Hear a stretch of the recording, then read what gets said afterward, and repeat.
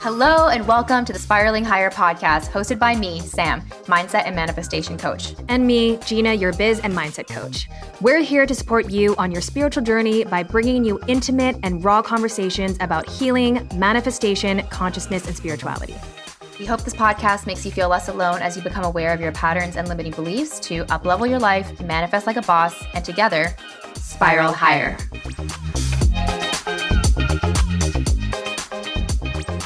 Welcome back to the Spiralinghigher podcast. It's me, Gina, one of your co-hosts, and I'm here alone to record a solo episode for you. And today is all about what to do when you don't know what to do. Recently in my own personal life, I have been in a decision-making process for my business and my life, and I have just been stuck in analysis paralysis. Thankfully, I've gotten out of it and I've made the decisions, and it's been an amazing process on the other side of this, but I'm able to kind of witness my journey, and I just really wanted to share it with you in hopes to help any of you going through a similar scenario in your life where you just don't know what to do. Now, I am somebody that tends to outsource my decision-making to other people. I'm an external processor, so I'm always just wanting to bounce ideas off of other people. I need to verbalize my thought process. And while this can be really helpful, it can also be on the edge of harmful when we completely ignore the inner self, the inner knowing, our inner trust. And so many of us are socialized and also raised in our families to learn that we can't trust ourselves. We don't know how to make good decisions for ourselves. So many times in my own life, I've made decisions that my family does not agree with, and they've been very vocal about it. And I've just learned through that narrative that I don't know how to make decisions on my own, and that I cannot trust myself, that I don't know what's best for me, and that I don't have the wisdom to know how to make these decisions. And so if you're someone that has ever struggled with making a decision, or maybe you always second guess yourself, I hope this helps you. Now, what happens to me is I often will start by asking other people for advice. Then I start to realize, let me just go inwards and get some guidance from a higher power, whether that's God for you, the universe, whatever it is. I'll just ask for guidance. I'm just sitting there like, okay, I'm going to meditate today. I'm going to journal. And I found myself just continuously trying to seek these answers. And funnily enough, I already knew the answer within, right? Most of the time we know what we want to do, but we're just waiting for confirmation from all of these external sources so that we have a level of certainty that we feel like we might feel safer, or that we can avoid pain in the future. Whatever the reason is, I tend to want to triple confirm that I'm making the right decision. And so in these meditations, in these journaling sessions, in my breathwork sessions, I kept asking, what do I do? What do I do? What should I do? Is this right? Should I do this? And it really reminds me of using a walkie-talkie. When you are asking a question on a walkie-talkie, I don't know if you guys have ever used one, but you have to hold a button down to ask the question or to say something to the other person on the other side. You hold the button down, you say what you want to say. Then in order to hear their response, you have to release the button. You have to let go of the button so that you can then receive the transmission coming in from the other side. What I was doing was I was asking the universe for all of these signs, for guidance, for answers, but I just kept holding the button down. I just kept talking. I just kept asking. We can't ask and receive at the same time. We can't keep asking for guidance and keep talking and talking and talking without getting quiet enough to receive the answers. So when you are stuck in analysis paralysis, when you are stuck in a decision-making process, start by asking yourself, am I getting quiet enough? Because chances are you're not.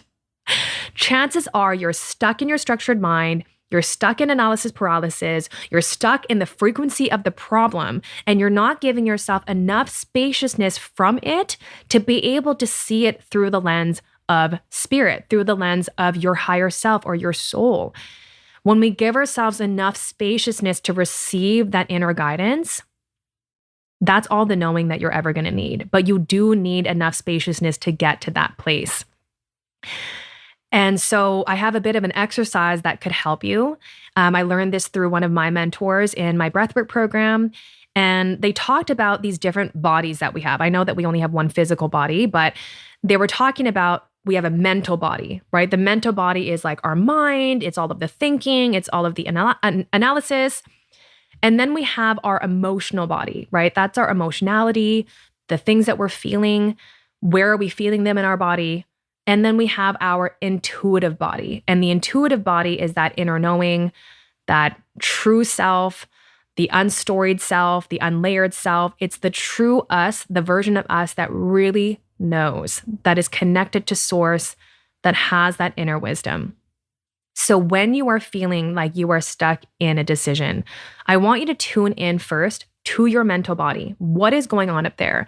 So for me, my mental body was like, what do I do? What if I make the wrong decision? What if that person's mad? Is this going to work? Is this a good thing? Should I do it? This is kind of scary. I don't know. That is what's flying around in my mind, right? All of these comments, all of this mental chatter, all of this second guessing is happening in the background.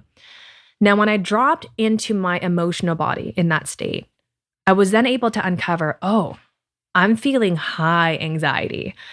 I'm feeling so much fear. There's fear here. And that was really in the pit of my stomach. I had a lot of anxiety in my heart space. Even my throat felt closed because I was like, ugh. There was just something stuck there, because really what that was symbolizing for me at least was the things I wasn't saying, right? I knew the truth, but I didn't want to say it because I was too scared. So then you get to tune into that emotional body, right? That's my emotional body. What am I feeling emotionally? Where am I feeling it? And you get to uncover what is at the root of this mental chatter. What is at the root of this decision making? And for me, ultimately, it was fear. Then when you drop down to the next level, we go into the intuitive body. So you really want to see this as layers. Your mental body's at the top, then you drop into your emotional body, then you drop deep into your intuitive body. So in that moment, when I dropped into my intuitive body, honestly, all of the fear dissipated. Within my intuitive body, I knew that I can't make a wrong decision here.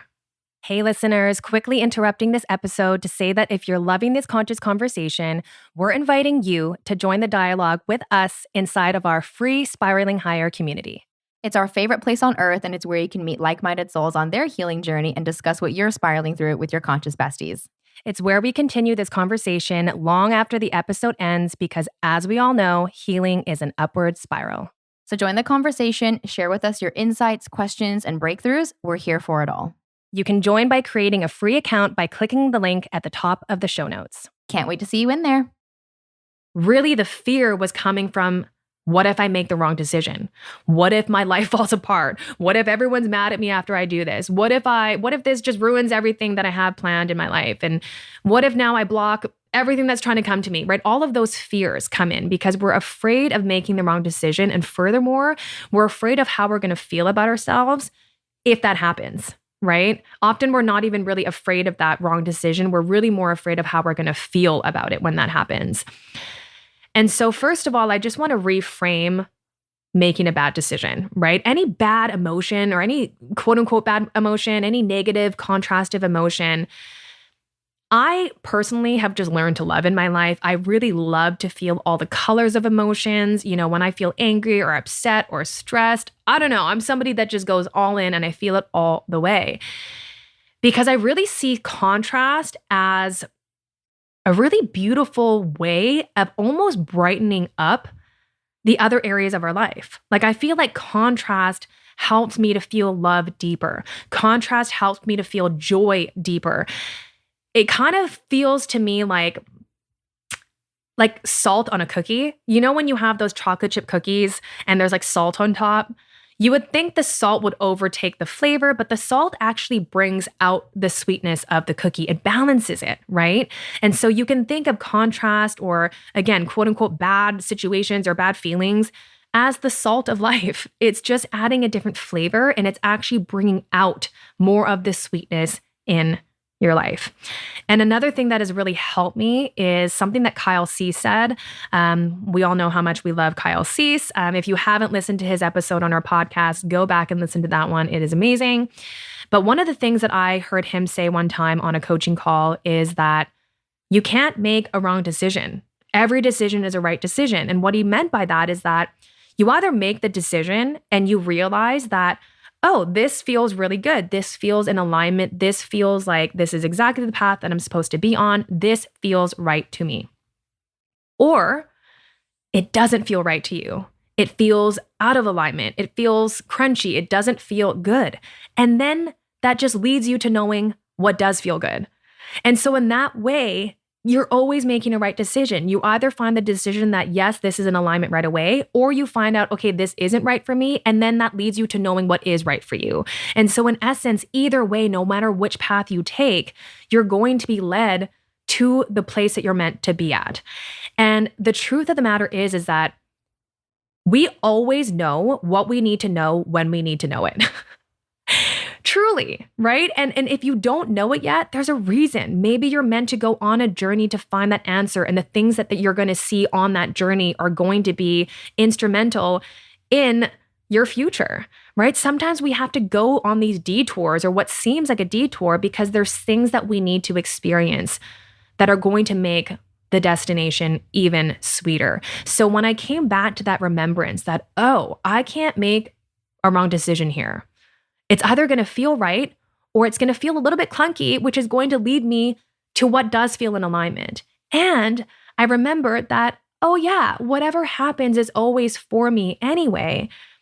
And when I realized again that I couldn't get it wrong, it just relieved so much pressure. And I got to come right back into that intuitive body to tune into what feels in highest alignment for me right now. What feels good? Where is my highest excitement? Where is my heart leading me to?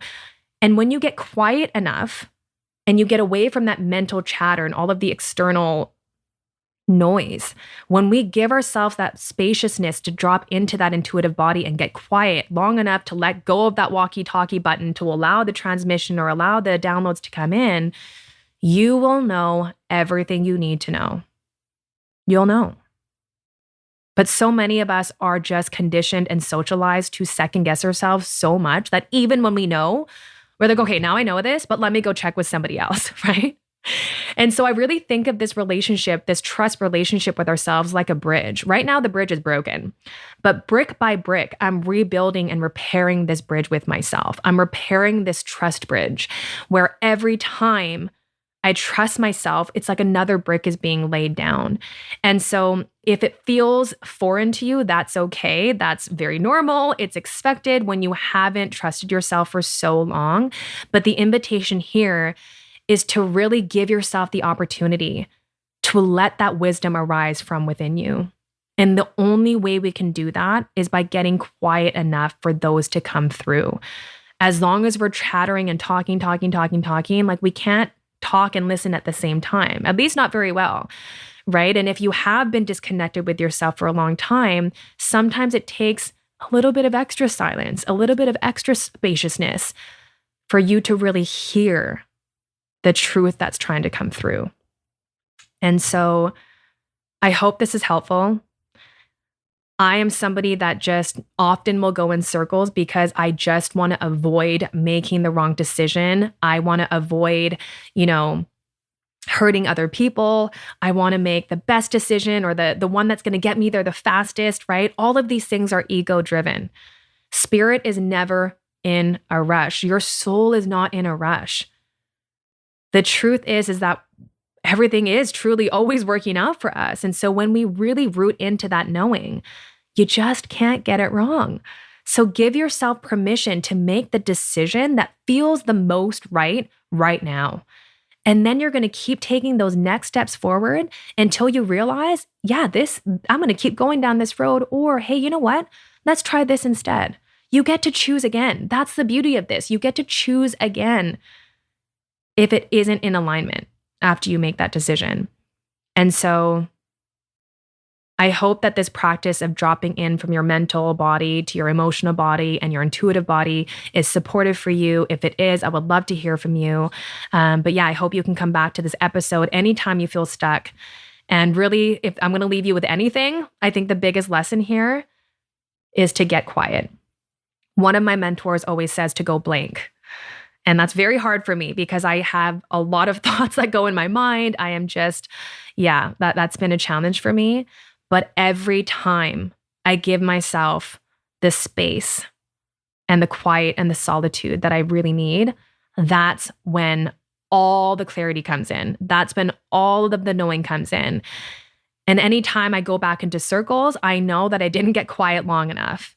So the invitation here is to really, really root in and anchor into your knowing, your inner compass, your wisdom.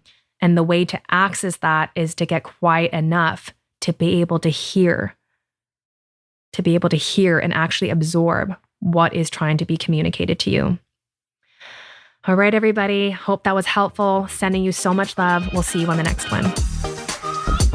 Thank you so much for listening to this honest conversation. We hope it brought you peace, clarity, and a little bit further along your spiritual journey.